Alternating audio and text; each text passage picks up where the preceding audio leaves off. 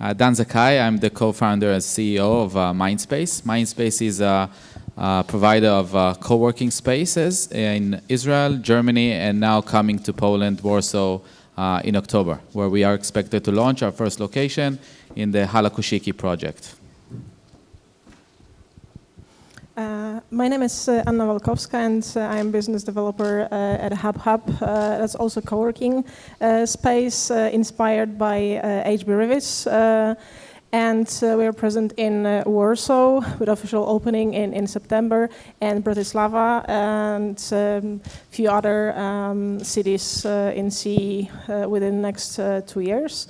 I'm the startup person, so I know more about startups than about real estate. So I think that if you have questions about this, I can answer them.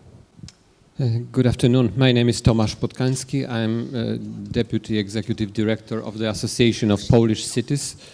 By profession, I am a social anthropologist, but for the last over 10 years, I work for the association, where I'm responsible for research, for technical assistance to cities, for training to cities. So I am now a professional public administrator, someone from another tribe that you are, but we have a lot in common. Although I'm entirely newcomer to this forum, but I represent here the people that are providing public services that you need, that are building infrastructure that you need, but also the people who are responsible for social and economic development of the cities within which you operate. So we have a lot in common. However, we have slightly different, maybe overlapping, but also sometimes different interests.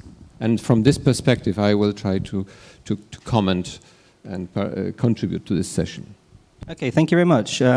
What I'd like to ask you, actually, Tomasz, and if we can try and keep the answers fairly short, so we can try. We've got a lot to get in, especially after these two presentations, which gave us so many topics to talk about. So, Tomasz, we wanted Stuart to come over for many reasons, but also to see how it is in Poland, because the cities quite naturally, they compete with each other, and this is natural. But it's fantastic to see a country where the main cities have come together to pool their resources. How is it in Poland, and what sort of appetite is there for city cooperation to maybe be more powerful on the global stage?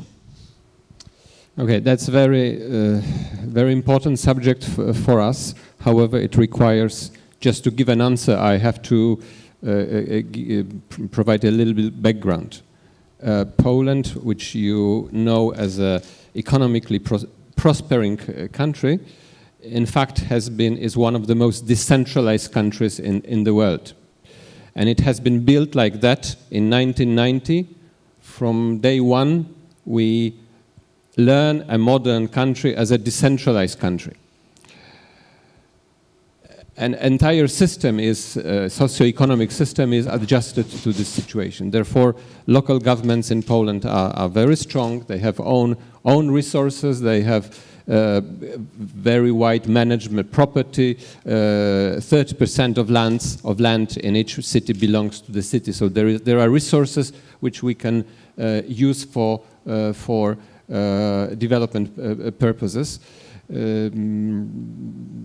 High management autonomy. We are very independent from central government. That's the very practical meaning of this term.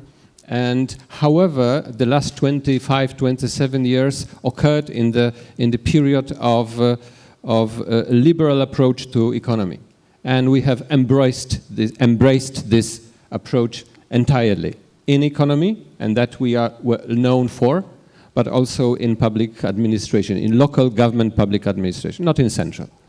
So Polish local governments are operating with the vision of like enterprises. Of course, there will be better or worse examples, but in principle, this is the case. Therefore, we are not good at cooperation. We are very good at competing.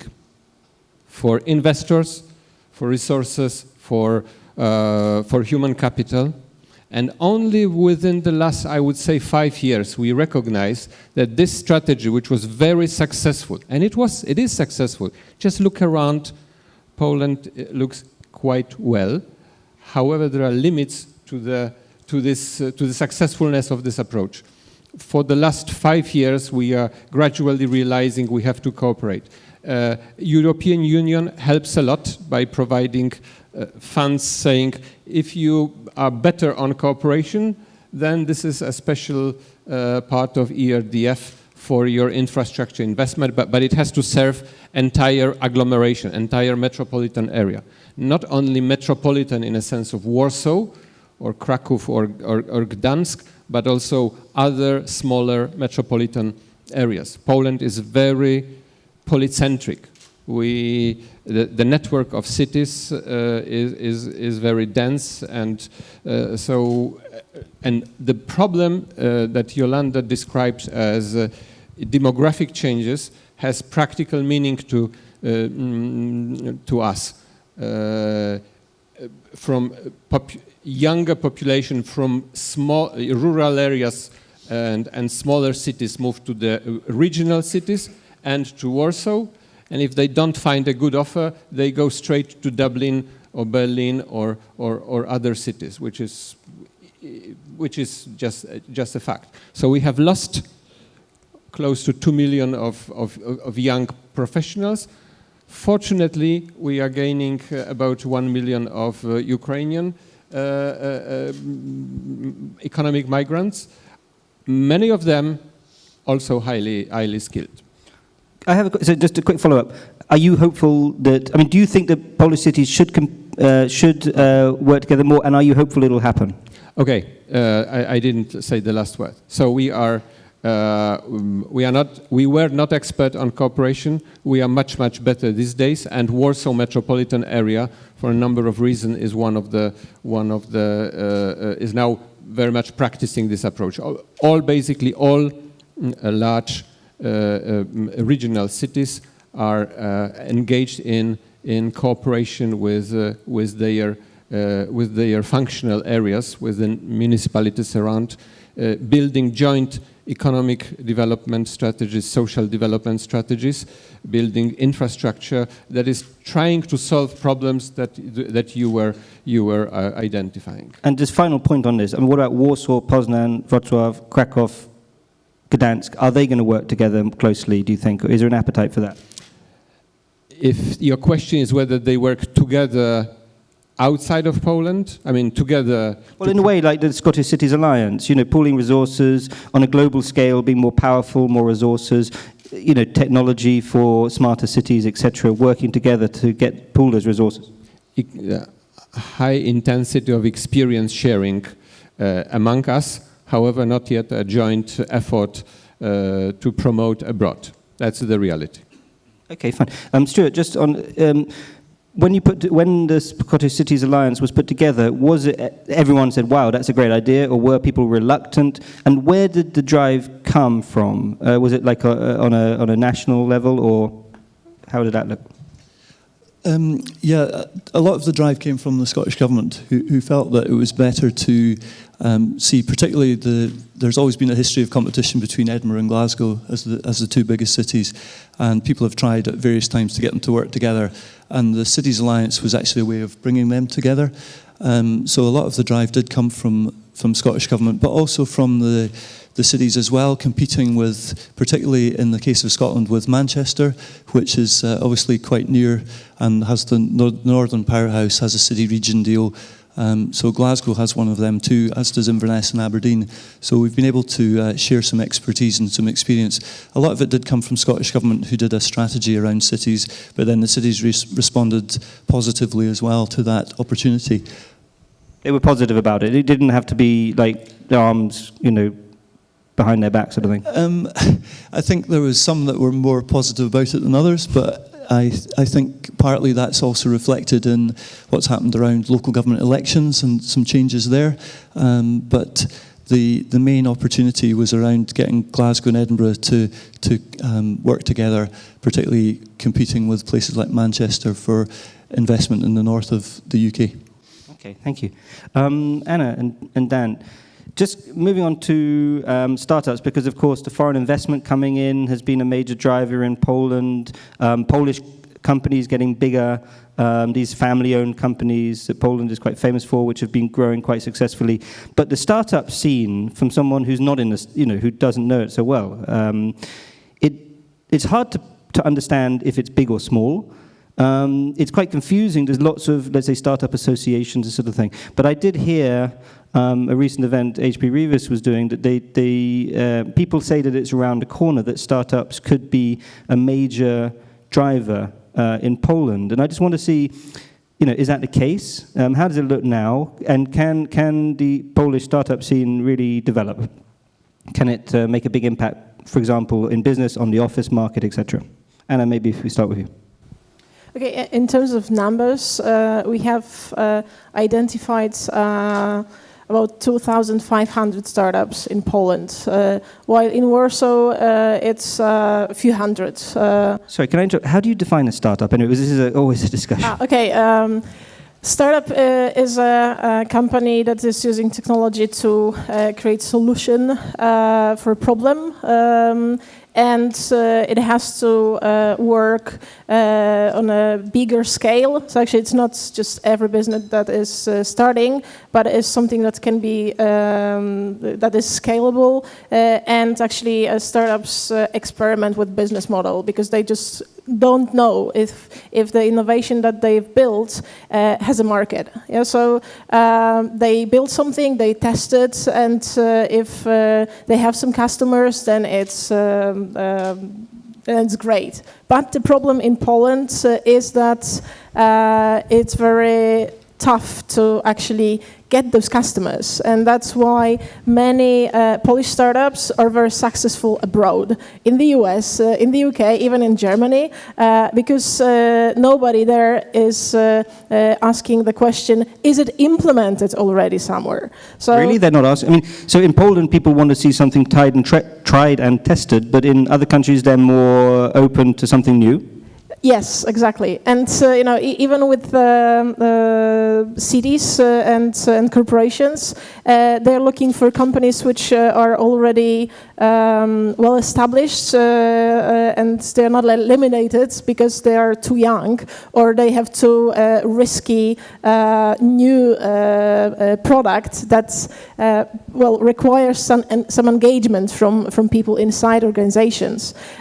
So in the US, because they already have like 50, 60 years of experience with dealing with innovation, that's just normal to try, yeah, and to have some pilots. Here, many organizations are trying to change that because to have startups here not registered in Delaware, I mean Polish companies, we just have to provide them market. And that's not only companies for B2B startups, but also end user, which should be more aware of the technology available, even for something like reading the books. Yeah, there are many tools, many really nice applications that just improve the experience of reading, choosing, recommending books, and people just don't know about it.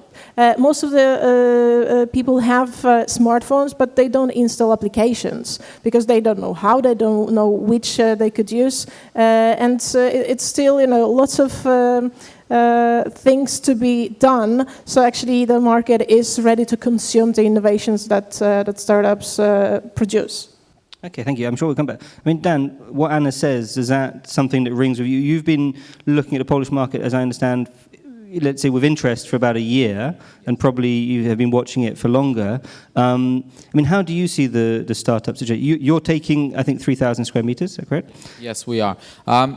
Well, we are not just focused on the startup community, so we are a co-working space that basically attracts any type of businesses. It's mostly the case that our customers, the startup scene represents about a third of our customer base. Now, yes, we have been looking at the market in the past year, and I think that the fact that we are having this discussion about the startup scene in Poland in Warsaw is an indication that something is happening here. We are seeing Google Campus coming into Warsaw as well. That's also a strong indication. We are seeing government subsidies are channeled towards the startup industry. So yes, it's probably in its infancy, but with the high level of human capital, with the fact that Warsaw is a central and large city, we do see the potential for the tech scene here, and probably, you know, even in Israel, when startups are successful, it's not because they have a market in Israel, it's because they are targeting other markets, other international markets. So if the Polish do not embrace the technology, still there are other markets, and I think that the talent here is able to produce that. So what would you say, for example, to city authorities? Because as you said before, as I've heard you, the talent is here in terms of the young, dynamic, innovative, creative talent and highly educated, etc. Can the local government, you talk about government subsidies, I mean, how does that help? And also with local authorities, what would you say to local authorities if they want to improve? We've seen from Yolanda's presentation how crucial it is in terms of, you know, making your city attractive for young talent. What would you say to city authorities? I think that the main thing that is probably lacking here is funding for the startups. A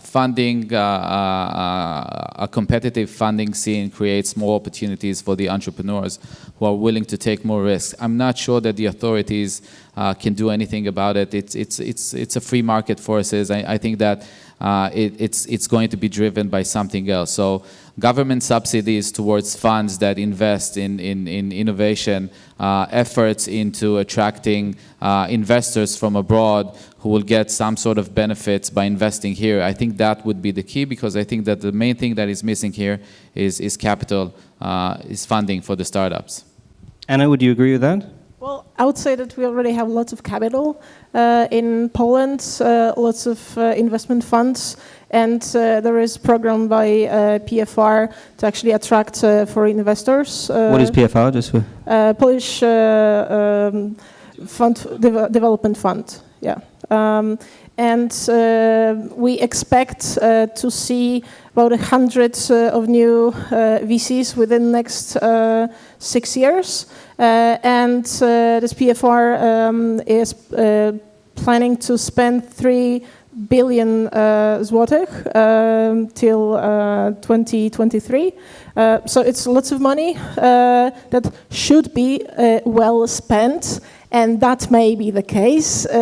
You know, with our experience over the last few years, we know that because agencies were introducing some challenges, VCs were not very flexible. The same goes for startups that died because of bureaucracy. So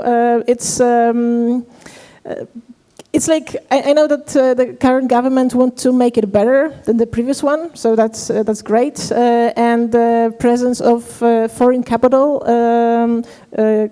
linked with Polish VCs may indeed bring lots of value. But something that is really missing here is the collaboration that is really missing skill between investors and startups. We have to still learn how to do business together with investors, because we don't have many success stories of this collaboration. So I think we would love to learn from Israeli funds and startups, you know, how to do it well, because we are lacking something.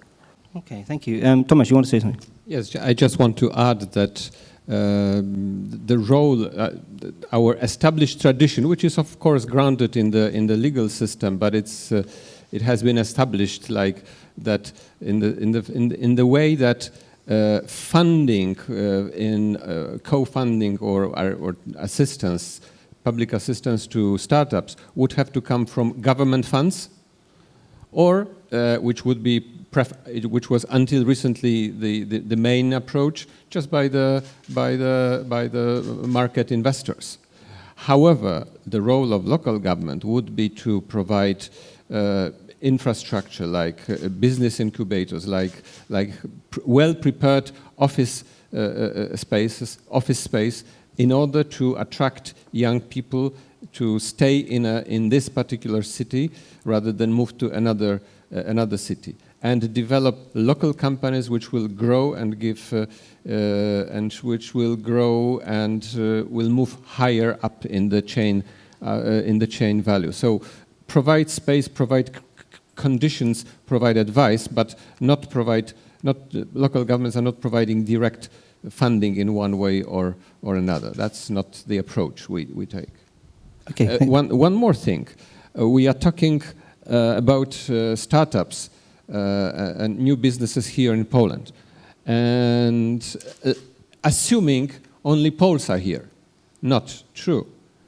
Poland is a natural hub for young educated professionals from Ukraine, Belarus, Russia, who find here a culturally understandable conditions, culturally acceptable conditions, and from which they operate. And Ukrainians set up over 3,000 companies. Some of them will be definitely falling under the definition of startups. So in other words, investors, as you or representatives of investors, if you want to get into contact with young educated people from other Eastern European countries, do not have to go and invest in Kiev, Moscow, and elsewhere. It's sufficient to come to Warsaw, Kraków, Poznań, Gdynia. They are already there, somehow waiting for you. Okay, thank you. I mean, Yolande, from your experience of research in cities around the world, we're talking here about a very nascent, very early startup scene, but in other more established countries, is it a major force, for example, in the office market, or is it still the big corporations, the traditional big companies who are the major factor in office take-up, etc.? No, I think the office take-up scene is changing very substantially. I returned, as it were, to looking at City of London offices a couple of years ago, having left that sector in 1989. And first thing I noticed was that headline rents 2 years ago hadn't moved since 1989. I'm sure they've been up and then down again, but they were at the same sort of level. But the key thing about London is that now the city fringe is at roughly the same levels per square foot in rents as the financial core of the City of London. And what's happened there, I think, is very much indicative of what will happen elsewhere, that a very different type of office space has become as desirable and as valuable as the old grade A sort of financial offices, but it's co-working space, it's innovation space, startups, scale-ups, and so forth. And that demand now in London and in Singapore, and the shop houses in Singapore are high value. They're just a very, very different type of building. So our old definitions of what is grade A, I think, are going to change very substantially.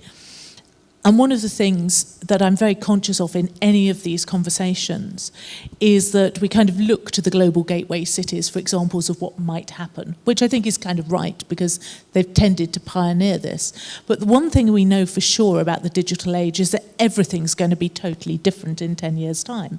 The only thing we can be sure of is change. And we don't really know how our cities are going to be used. We can see some of the trends towards co-creation, co-working, and probably co-living. I think there are big implications here for planners. A lot of planning zones are actually based on old investment classes. And the old investment classes are based on actually very archaic ways of looking at real estate usage. Now, if you have, as is starting to happen, buildings that can flex over time very quickly between study space for students, office space for temporary office space for anyone, hotel use, student use, graduate housing use. The list goes on, and that it changes dramatically how we think of how we use our cities and how we think of planning use classes. Because I think basically the way I see things going is that real estate's going to have to be very, very flexible, simple buildings on streets, capable of being used for F&B, retail, and all those uses I mentioned before. And we don't know, one of the arts of being a real estate owner is going to be managing that uncertainty and being able to put the most lucrative and the most beneficial, long-term beneficial users in when they're needed and where they're needed. So it's actually going to change the nature of planning, real estate and investment and a whole host of other things around that. It's very interesting, very challenging for the real estate market. It's interesting that people think that buildings are going to become more complicated because of technology, but actually you're saying they should be simpler so that they can be adapted to different purposes. So it's very interesting. Yeah. Yes, I think the whole conversation around smart cities, for example, is very, very focused on the technology and how sophisticated that can be. And I think one of the main uses of technology in property, prop tech if you like, will be in the ability to manage these very complex uses. And the simple, relatively simple institutional leases just won't be available. You'll have to be managing lots of different users in different industries at different rents over different timescales, all in the same building and certainly in the same sort of street. So I think technology is going to really come to bear on that. But whilst it's absolutely important to have the most sophisticated wiring, if you like, I think that will just become, if you like, a hygiene requirement. It'll be something that you'll only notice if it's not there, rather than you'll be attracted to a city because it is there. Okay. And so there are some paradoxes here. Very simple buildings with highly sophisticated content, as it were. Okay, thank you. Before I come to the floor for your questions, Dan, just also from what Yolande said, you are MINDSPACE as a cutting-edge, let's say, tenant. Does that ring true with what Yolande says? And secondly, I just want to ask you about your expectations for Warsaw. I know, there's an inclination to talk things up and say, wow, we've got huge expectations. But what are, let's say, your real expectations? Do you hope to be quadrupling your size within a couple of years? How does that look? So first of all, you're the new tenant, if you like, and do you like simple buildings or sophisticated buildings? Yeah, we are the techie tenant, but we're looking for vintage and old industrial buildings. So I can fully relate to what you were saying, because we're not looking for the cutting edge building. We are looking for the optimal space for what we do, and we focus on lifestyle and on creating beautiful and vintage workspaces, and we don't need a new building for that. On the contrary, we would rather have an old building and to fit it out based on our design. And I think it's also a matter of fashion. So it's really hard to predict what will be the demand in 10 years' time. So definitely a challenge here. And as our plans for Poland and specifically Warsaw, we are a fairly young company. So we started 3 or 4 years ago. We started our operations in Germany a year and a half ago, and we have 7 locations by now. So I think we will take it step by step, but we came to Warsaw because we saw the potential in having multiple locations and probably further in other cities around Poland. So I cannot say in terms of size how big we want to be, but so co-working industry, the way MINDSPACE does co-working, it's a growing segment. It's taking It's taking a piece of the traditional office space. It's not just startups. It's not just tech companies. We have companies occupying 200 workstations, 200 employees, and it's just getting bigger. So I think it's just another type of real estate that you were mentioning before about other uses and how people would like to use their offices in the future. I think we are a part of this trend, and it's fascinating to see where it's going, where it's headed. And Prague, Budapest, Bucharest, etc. Are you looking at those cities as well, or is that later? Not on our radar at the moment. We are looking into other European cities, mostly Western European cities. We will probably expand to the US also in the coming months, but we haven't looked into those cities. Okay. Any questions from the floor? Anyone would like to? Yes?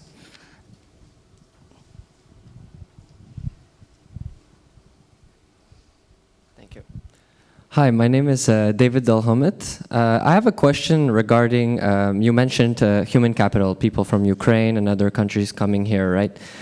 My question is, what can Polish cities do to attract Polish diaspora to come back and invest in these cities? Like, not necessarily just Warsaw, but also where my family's from is Rzeszów, and other cities, to attract this diaspora, because I even have some friends who are actually thinking of coming back to Poland, and when they were finally about to come, they ended up declining and said, "Oh no, I'm not going to come," and they stay in their country. David, you're from Canada, yes? Is it right? Yeah. Maybe that's it. Yeah, for Yes, Tomasz. of course. There is one major reason why all these people left, which is basically low level of salaries. This is why they are supporting Western Europe economies, not only because they like the lifestyle there. So it is a mixed type of message for the investors. Gradual raise of salaries in Poland, which is now taking place, is not necessarily the best information, because it would change the effectiveness, the calculation of effectiveness of new investments.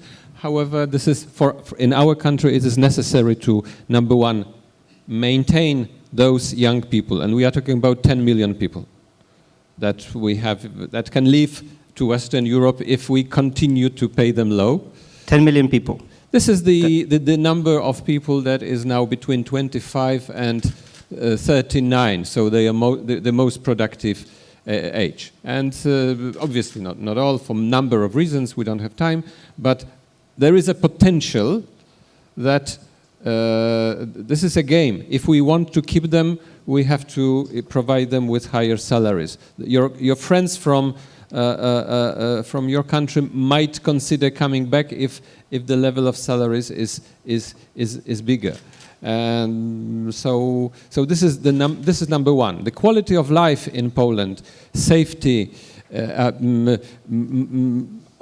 options for mobility are the same as in western part of United Europe. So basically salaries, plus there will always be some elements like streamlining of some of the administrative procedure, but this is not the most important, not at all. So salaries. Okay, any other? It's a natural economic process, and it is the salaries are raising slightly in Poland, not because of any political decisions. This is purely market economy, but because of demography. Slowly, not enough labor force. I think there's also an issue. I completely agree about salaries, but there's also what the salary will buy, and how compelling the lifestyle that the salary that is available can be. Very long story short, I've been talking about this theoretically for ages, and I was overjoyed in my local farmers market to hear a guy talking to his friend about how he was going to move from London to Glasgow, because he said basically, I can work and I can pay my rent down here. In Glasgow, I'll be able to work, pay my rent, and live. I think there's a Europe-wide lesson in that as well. And there will come a time, I suspect, when Polish cities could provide enough of an attractive lifestyle proposition to attract, even on a lower salary, people back who actually want to live rather than just pay the wages, pay the rent. Thank you. Anna, you want to say it? Yeah, I could give you an example. My friend who has a startup soul and has a foundation Poland Innovative, is going to attract Polish scientists from all over the world. So they, some of them has motivation to come back to Poland because my friend is going to build a private university, kind of Stanford. I know it's a big word, but to create conditions for those people so they can develop their ideas, their inventions, and transform them into business. That's kind of impossible, mission impossible in Poland now for various reasons. But some people see the problem and try to make a solution. Those who are, with startup mind. And he's now looking for investors like you guys. So actually, if you're interested, I can, talk to you later. And so that's one of the solutions that we can together create. Thank you. Anna, because you've been involved in the startup, and again, we don't want to always talk about startup innovation companies, etc. And we heard about in other countries, people are more willing to invest in let's say, younger developing companies. Is that, and does that make you annoyed? Because there are plenty of wealthy Polish people, aren't there? Do you feel that they're not supporting enough development in their home country and they could make a lot of money if things go well, couldn't they? What's your thought on that? Well, I don't know about all the investments that our business angels are doing because they are not talking loud about it for some reason. Yeah, but they're not talking loud about what? Loud that they invest in some startups. But they are doing it? Yes, they are doing it. So we have many of those top 20 most richest guys in Poland putting some money. Yeah, for example, now we have a new investment fund by Kulczyk Investment. It's called Incredibles. And they are now looking for startups to invest without involvement of public money. So it's happening, and it's super sexy that such people are communicating that actually they want to do something. Yeah, and I expect to see more investment funds like this. And yeah, I'm just waiting for the first results to see and to tell the world, look, guys, finally we have it. Okay, good. So you're more. So maybe I'm being pessimistic. Okay, we have like 5 minutes. Any questions? Yes. Is that we had a very interesting conversation regarding don't talk about innovation when we don't really know what innovation is, and I'm just trying to change the conversation into something a little bit more tangible. That when we talk about startups, we're usually very emotional. We're just trying to talk about the idea that they're cool or they're innovative. That's why we have to have them. So we see ROI in a different way, and startups as a source of innovation in a different way. If you really sit down and try to ask what innovation is, maybe then it's let's focus on the main area. So I was wondering if we want to put these societies into corporations and startups into a separate way, how corporations can learn agility from a startup, and how can startups can really understand the ROI and project manage, especially because of the real estate is very good at that, and try to put this into their own business. So thank you. Okay, so I can say that actually why I'm at HUBHUB is exactly the reason to you mentioned. Yeah, I would love to teach both sides, corporations and startups, with people with experience, how to make those links, because we still have to learn how to be more flexible with this relation, and simply know more how to reach goals and implement products that are produced here. My colleague said that it's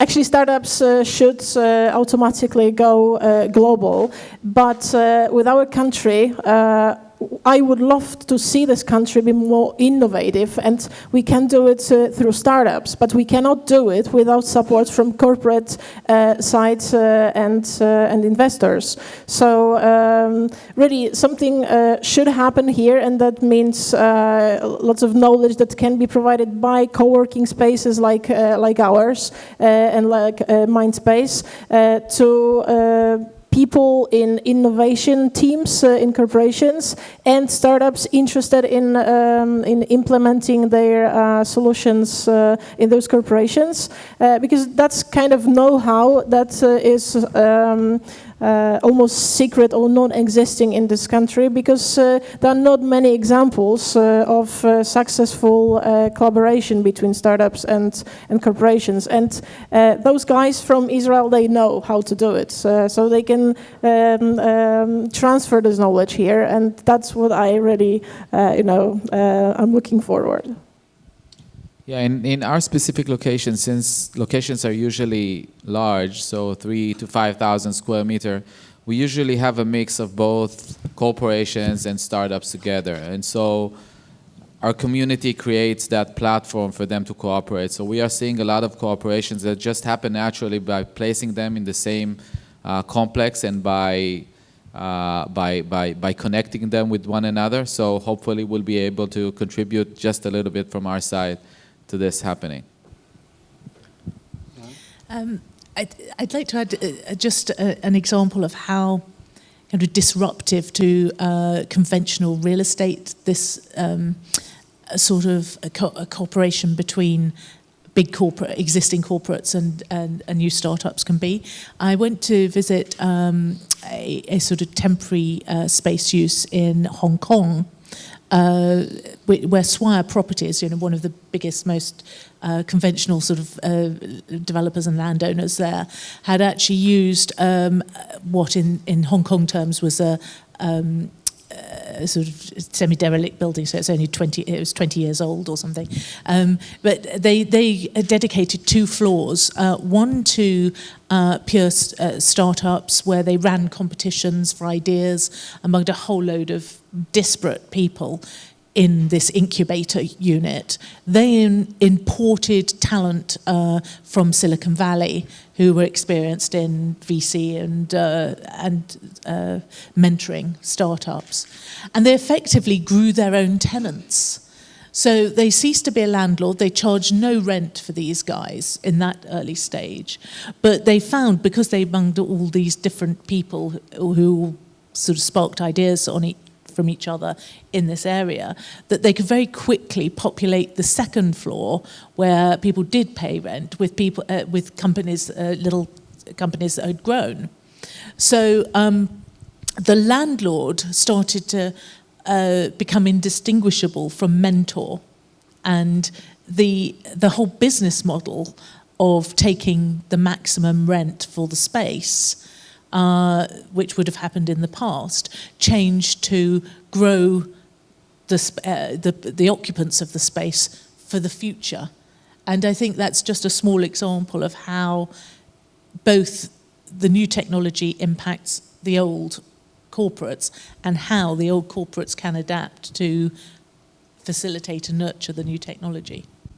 Okay, Tomasz, yes. I just want to say that you have described the business model of many would be like, say, 200 business development initiatives of this type in Poland, operated by cities.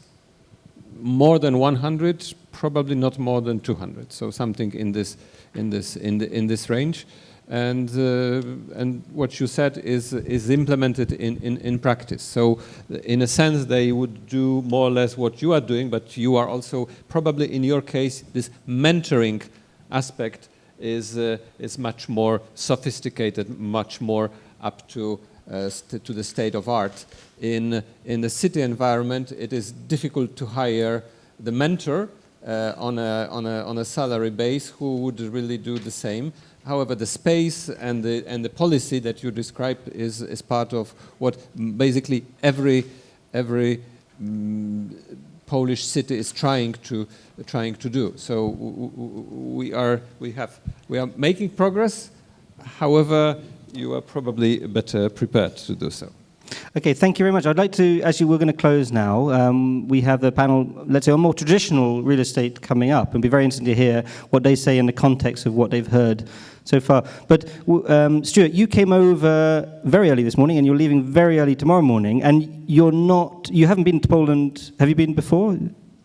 Once. You've been to Poland once. Just if you can give a flavour of, for a new city that you come to, you hear all this, you're involved very strongly in city development. What would you take away from this? And then once we've finished, we will move on to the next panel. So, Stuart, over to you. Yeah, I mean, just from being here a short time, there's obviously a sense of excitement. The Polish economy's been growing strongly. It looks to me like the sort of place that young people would want to come to, a nice city with a good quality of life. So I think you're going in the right direction, and linking the universities into the startups is probably one of the things that would be very good to do. But good luck, and I hope to come back with a bit more time in future.